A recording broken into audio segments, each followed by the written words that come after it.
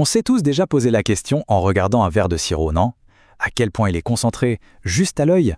C'est une question toute simple, mais la réponse, eh bien, elle nous ouvre les portes d'un principe scientifique super puissant. C'est ça le mystère qu'on va percer aujourd'hui. Comment un simple rayon de lumière peut nous dire ce qui se cache dans un liquide? Ça a l'air un peu magique, mais non, c'est de la science pure et on va décortiquer tout ça ensemble. Allez, on commence par le début. On va explorer le lien fondamental entre la lumière, la couleur et la quantité de trucs qu'il y a dans une solution. C'est beaucoup plus intuitif que ça en a l'air. Imaginez par exemple, un thé à peine infusé, il est tout pâle. Un thé bien fort, il est super foncé. C'est instinctif. On sait que le plus foncé, c'est le plus concentré. Et cette petite observation du quotidien, c'est la base de tout. Et c'est là que notre intuition devient un vrai outil scientifique. Ça porte un nom, la loi de Beer-Lambert. Parfois, on dit juste la loi de Beer. En gros, elle nous dit que si on arrive à mesurer la quantité de lumière qu'une solution arrête, on peut calculer sa concentration. C'est aussi simple que ça. Pour bien piger ce concept d'absorbance, l'image des lunettes de soleil est parfaite. Imaginez que chaque molécule de colorant dans le liquide, c'est une mini paire de lunettes de soleil.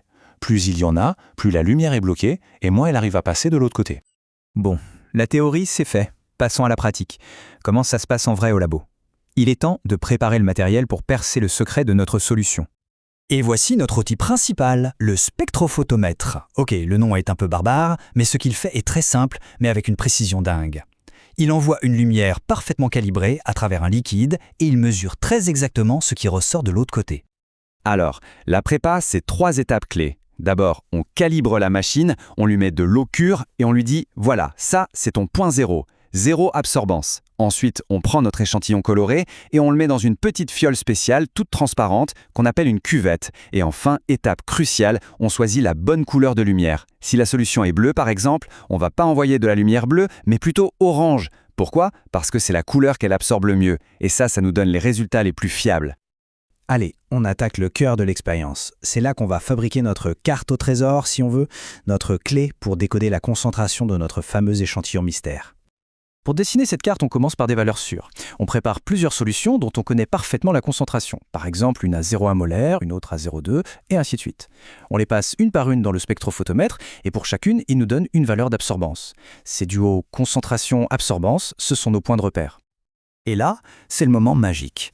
Quand on met ces points sur un graphique, la concentration en bas, l'absorbance sur le côté, ils s'alignent, mais parfaitement.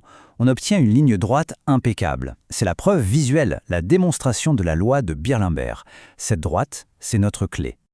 Le grand moment est arrivé.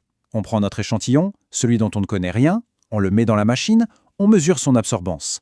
Et la question, elle est toute simple. Cette valeur d'absorbance, à quel endroit elle tombe sur notre belle ligne droite?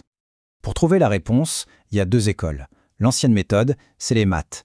On utilise l'équation de la droite, le fameux y égale mx plus b, mais soyons honnêtes, aujourd'hui le logiciel fait tout le boulot. C'est beaucoup plus simple. On lui donne notre valeur d'absorbance, on clique sur interpoler et hop, il nous montre directement le point sur la ligne et nous donne la concentration qui correspond. Et le verdict tombe, le logiciel nous crache la réponse, 0,199 molaires.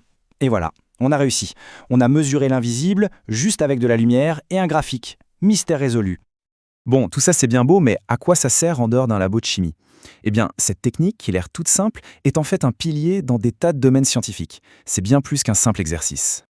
Ce qu'il faut vraiment retenir, c'est que cette loi, on la retrouve partout, que ce soit dans les premiers cours de chimie ou dans les labos de recherche les plus pointus. C'est avec ça qu'on mesure les polluants dans l'eau qu'on boit, c'est essentiel pour analyser des échantillons de sang et poser des diagnostics, et ça sert même à mesurer la concentration d'ADN en recherche génétique. Sa simplicité, en fait, c'est ce qui fait toute sa puissance. Et ça nous amène à une dernière question pour la route. Si la lumière peut nous faire voir la concentration, qui est pourtant invisible, quelles autres propriétés cachées pourraient-elles nous révéler? La prochaine fois que vous regarderez un liquide coloré, pensez-y, il y a bien plus que ce que l'œil peut voir. Merci d'avoir suivi cette explication.